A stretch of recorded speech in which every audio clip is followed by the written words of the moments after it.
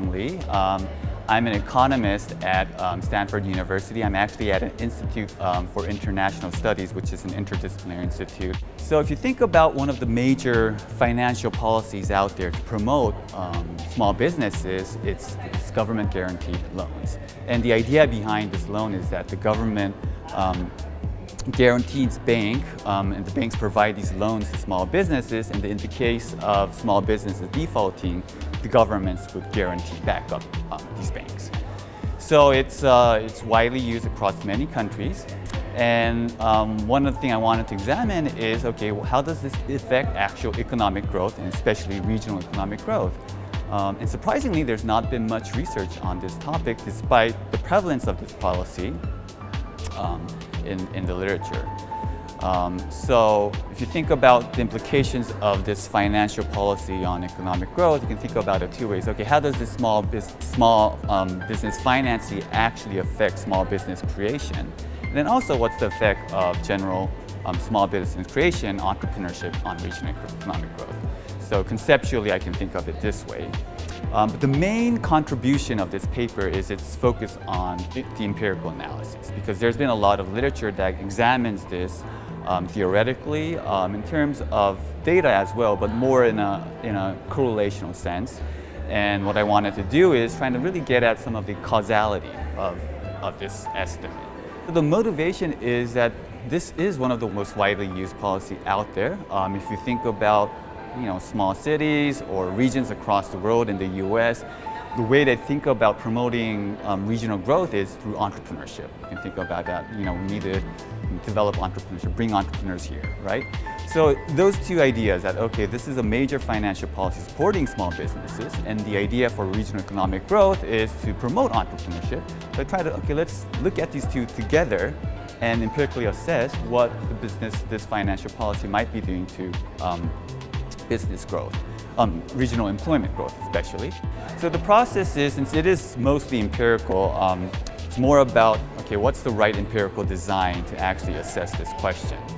So traditional ways of looking into this would be, doing more of a OLS type of ordinary regression analysis, which examines correlational aspects. But one of the main things that hinders a causal interpretation is that suppose you find a positive correlation between new business creation and economic growth, or more small business lending in a region and the region's economic growth.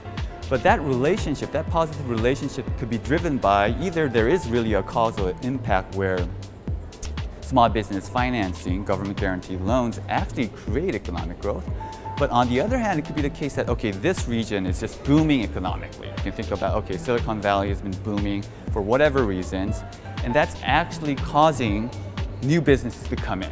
So in that case, it's not necessarily that the financing policy is creating growth, but it's more, okay, just the aggregate economic conditions out there is just motivating more entrepreneurs to come in and get more financing.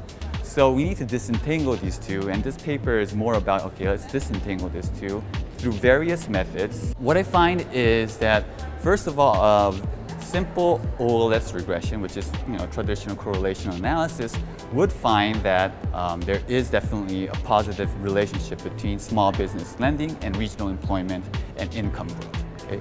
So that's something that we've seen before, and it's confirmed. Now, even in this growth framework, so the framework I use is something of more of a traditional economic growth framework, looking into, for instance, 10-year growth and relate that to initial economic conditions, including small business lending. But once I control for very specific regional characteristic, the effect positive relation becomes diminished. And then I look into other methodologies, for instance, first differencing, so basically having this first difference growth regression and compare it over time. What I find is that the effect, it becomes null, so there's no positive relationship. And then furthermore, trying to control for this endogeneity using so-called instrumental variables. These are variables, for instance, the variables I use is the years to small business banking deregulation, the historical number, or density of small business lenders in a region, and even in cases, the mining and agricultural density in a region, historically. And using those to create variations in entrepreneurship, when I examine the impact on economic growth, I still find a null effect. So the implication is, okay, well, this policy itself, it has various values, but at least just one aspect in terms of net employment growth, it's not necessarily impactful in that regards. Nonetheless, it has its own values. So I think it still points to the implication that, okay, I wouldn't say this is, okay, well, that's the result and we should just take it for granted. No, there's, I think, much more nuanced aspect that we need to understand. First of all, I just looked at aggregate business lending and aggregate growth. But you can think of it of the effects coming from different sectors. For instance, okay, well, if you think about growth, regional growth, and nowadays we really want to focus on high growth entrepreneurship. In that case, which sectors or which firms are the high growth entrepreneurs? And does this lending or which lending policy would actually have a more significant impact on high growth entrepreneurs? I think that's the focus I think we need to look into. And also when we're looking into this relationship, trying to examine causality rather than just correlational relationship is important. I think that's something that we can draw from this result.